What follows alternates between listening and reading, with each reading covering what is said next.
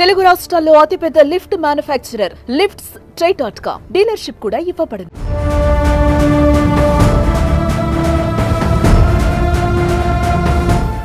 తమిళనాడు దివంగత సీఎం నటి జయలలిత అటు రాజకీయాల్లోనూ ఇటు సినిమాల్లోనూ తనకంటూ ప్రత్యేక గుర్తింపు తెచ్చుకున్నారు. తన మాటే శాసనం, తన చూపే చట్టంలాగా బ్రతికింది. ఇప్పుడు 4,000 కోట్ల ఆమె ఆస్తి ఎవరికి చెందుతుందో అర్థం కాక చివరికి ప్రభుత్వ పరం చేస్తున్నారు.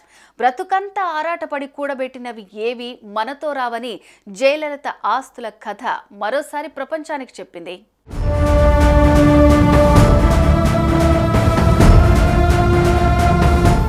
జయలలిత తమిళనాడు రాజకీయాల్లో చక్రం తిప్పారు.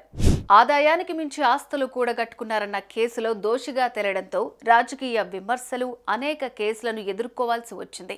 ఈ క్రమంలోనే 2016లో అనారోగ్యంతో కన్నుమూశారు. అయితే ఆమె మరణించిన సమయంలో ఎన్నో ఆస్తులు, వివరాలు, బ్యాంకు బ్యాలెన్స్ పై వివాదం నెలకొంది.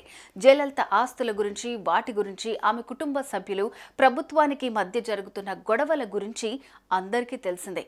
అయితే చాలా కాలంగా ఈ వివాదం కొనసాగుతుండగా తాజాగా బెంగళూరులోని ప్రత్యేక కోర్టు షాకింగ్ తీర్పిచ్చింది.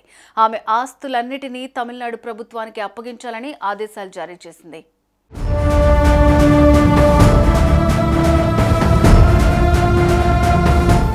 జయలలిత ఆస్తిని తమిళనాడు ప్రభుత్వానికి అప్పగించేందుకు బెంగళూరులోని ప్రత్యేక న్యాయస్థానం చర్యలు చేపట్టింది. ఫిబ్రవరి 14, 15వ తేదీల్లో వాటిని అప్పగించాలని ప్రత్యేక న్యాయస్థానంలో న్యాయమూర్తి హెచ్ఏ మోహన్ అధికారులను ఆదేశించారు. జయలలితకు చెందిన 1,562 ఎకరాల భూమికి సంబంధించిన పత్రాలు, 27 కిలోల బంగారు, వజ్రాభరణాలు, 10,000కు పైగా చీరలు, 750కి పైగా జతల చెప్పులు, గడియారాలు, ఇతర వస్తువులను కర్ణాటక ప్రభుత్వం అప్పగించనుంది. ఈ ఆస్తులు, వస్తువులు తమకు చెందాలంటూ జయలలిత వారసులుగా చెప్తున్న జె దీపక్, జె దీపా వేసుకున్న ఆర్జీని ఇటీవలే కర్ణాటక హైకోర్టు కొట్టేసింది. సుమారు దశాబ్దం క్రితం తమిళనాడు ప్రభుత్వం స్వాధీనం చేసుకున్న సమయంలో ఈ ఆస్తుల విలువ 913 కోట్లని పేర్కొంది. ప్రస్తుతం వాటి మార్కెట్ విలువ 4,000 కోట్లకు పైగా ఉండొచ్చని అంచనా. ఇంత పెద్ద మొత్తంలో ఉన్న ఆస్తులన్నీ ఇప్పుడు సర్కారు చేతిలోకి వెళ్లబోతున్నాయి.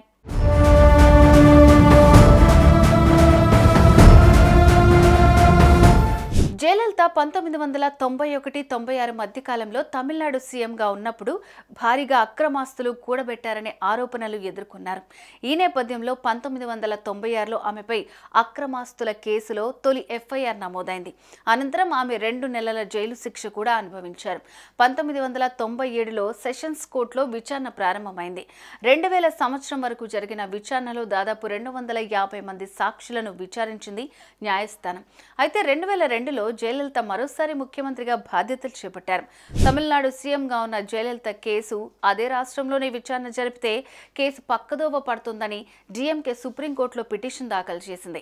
దీంతో ఈ కేసును 2003లో సుప్రీంకోర్టు ఆదేశాలతో తమిళనాడు నుంచి కర్ణాటకకు బదిలీ చేశారు.